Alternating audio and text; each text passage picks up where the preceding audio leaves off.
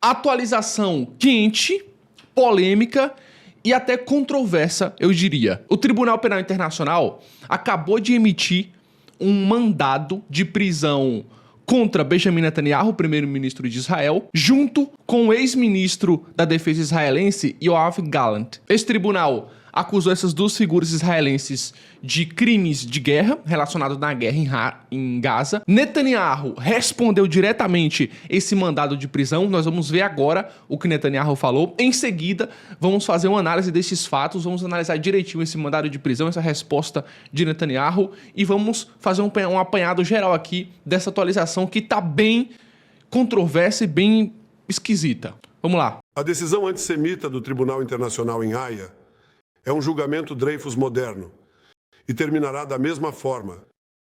Há 130 anos, o oficial judeu francês Alfred Dreyfus foi falsamente acusado de traição por um tribunal francês tendencioso. Em resposta a essas falsas acusações, o grande escritor francês Émile Zola escreveu seu monumental ensaio J'accuse. Ele acusou o tribunal francês de mentiras antissemitas contra um oficial inocente que foi posteriormente exonerado de toda a culpa. Agora, um tribunal internacional em Haia, também presidido por um juiz francês, está repetindo essa ofensa ultrajante, está me acusando falsamente. O primeiro-ministro democraticamente eleito do Estado de Israel de ser um criminoso e o ex-ministro da Defesa de Israel, Yoav Gallant, de deliberadamente atacar civis, isso quando fazemos tudo ao nosso alcance para evitar vítimas civis. Enviamos milhões de mensagens de texto, telefonemas, panfletos para os cidadãos de Gaza para tirá-los do perigo, enquanto os terroristas do Hamas fazem tudo ao seu alcance para mantê-los em perigo, incluindo atirar neles, usando-os como escudos humanos. De acordo com Haia, nos acusa de uma política deliberada de fome. Isso quando fornecemos a Gaza 700 mil toneladas de alimentos para alimentar o povo de Gaza. Isso equivale a 3.200 calorias para cada homem, mulher e criança em Gaza. E esses suprimentos são rotineiramente saqueados por terroristas do Hamas que privam seu povo de alimentos tão necessários. No entanto, apenas nas últimas semanas, Israel facilitou a vacinação de 97% da população de Gaza. Gaza contra a pólio. Isso não impede o tribunal de nos acusar de genocídio. Do que, em nome de Deus, eles estão falando em Haia? A verdade é simples. Nenhuma guerra é mais justa do que a guerra que Israel tem travado em Gaza após o Hamas nos atacar sem provocação, lançando o pior massacre contra o povo judeu desde o Holocausto.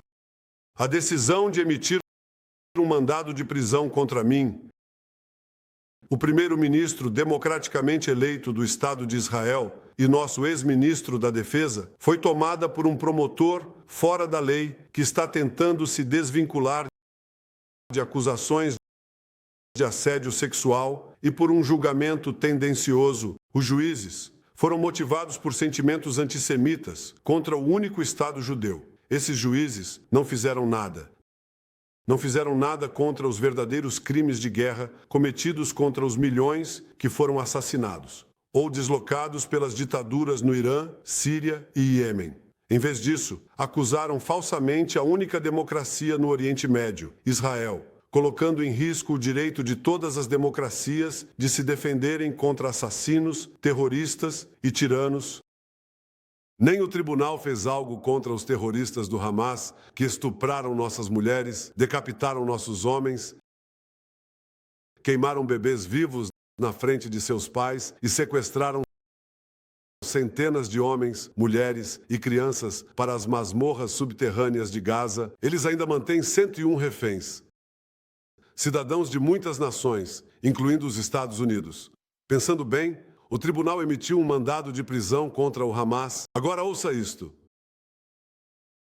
Eles emitiram um mandado de prisão contra o corpo do arquiterrorista do Hamas, Muhammad Deif. Seu corpo. Que absurdo! Nenhuma decisão tendenciosa anti-Israel em Haia impedirá o Estado de Israel de defender seus cidadãos e quero agradecer aos nossos muitos amigos ao redor do mundo, especialmente aqueles nos Estados Unidos que condenaram essa atrocidade e que disseram que essa decisão terá consequências severas para o TPI e aqueles que cooperam com sua decisão. Israel não reconhecerá a validade dessa decisão. Continuaremos a fazer tudo o que devemos fazer para defender nossos cidadãos e defender nosso Estado contra o eixo de terror do Irã e seus proxies terroristas, que incluem Hamas, Hezbollah, os Houthis e outros. Nossos inimigos são seus inimigos e nossa vitória será sua vitória, a vitória da civilização sobre a barbárie e a tirania. E aqui acaba a declaração de Netanyahu. Vamos por partes aqui. Eu falei no início do vídeo que essa situação aqui, essa condenação, esse mandado de prisão é algo complexo, polêmico, contraditório. Vamos por partes aqui. O TPI, ele está alegando que Netanyahu, primeiro o ex-ministro de defesa israelense, Galad, eles estão bloqueando a ajuda humanitária a Gaza, alegam que Israel está atacando civis em Gaza. E aí vamos, por exemplo, analisar esses dois primeiros pontos. Tiveram outros que nós podemos analisar também. Esses dois primeiros pontos. De um lado, Israel está lutando contra terroristas que se infiltram na população de Gaza, usa os civis palestinos como escudo humano. Os terroristas do Hamas estão em escolas, estão em hospitais e eles são civis comuns. Você vê a população israelense e você vê os terroristas do Hamas, não tem diferença entre eles. Quem é que é um terrorista do Hamas hoje? Pode ser uma criança, um idoso, uma mulher, um jovem, um adulto, pode ser qualquer pessoa e eles estão infiltrados na população. A pergunta aqui é, como é que Israel vai destruir o Hamas e precisa destruir o Hamas, porque senão o Hamas continua fazendo mais várias vezes o 7 de outubro, que é atacar de surpresa, sequestrar, matar e fazer todos os atos bárbaros contra a população israelense. Então, Israel precisa retaliar, precisa atacar, precisa destruir o Hamas. Como é que Israel vai destruir o Hamas sem atacar ou sem respingar nos civis? Os próprios Estados Unidos, eles se posicionam contra o TPI em muitos casos, principalmente esse de Israel, e os próprios Estados Unidos falam que, nesse caso aqui, deve ser levado em consideração as condições excepcionais que Israel enfrenta hoje. E por conta disso, por conta de o TPI não estar levando em consideração as circunstâncias excepcionais que Israel enfrenta hoje, é por isso que o TPI está sendo acusado de não ser imparcial, de estar fazendo uma condenação política e tudo mais. A outra alegação de que Israel está bloqueando as ajudas humanitárias em Gaza também é complexa, também é contraditória, porque entram muitos caminhões todos os dias de ajuda humanitária em Gaza, porém o Hamas o que é que faz? E tem provas, tem inúmeros vídeos, tem inúmeras matérias de que o Hamas sequestra essa ajuda humanitária que entra, o Hamas sequestra os caminhões com remédios, com alimentos e depois vende para a população mais caro. Olha só isso daqui. Ou seja, Israel libera a ajuda humanitária, libera caminhões, toneladas e toneladas de alimentos, porém o Hamas sequestra e depois vende esses alimentos mais caro para os civis palestinos que moram em Gaza. E aí agora, como é que fica essa condenação? E na história, nós já temos um caso de uma organização internacional que falhou em manter sua imparcialidade e acabou sendo dissolvida, né? Que foi a Liga das Nações, predecessora da ONU, que foi criada após o fim da Primeira Guerra Mundial e falhou em manter sua imparcialidade com os Estados-membros e acabou precisando ser dissolvida.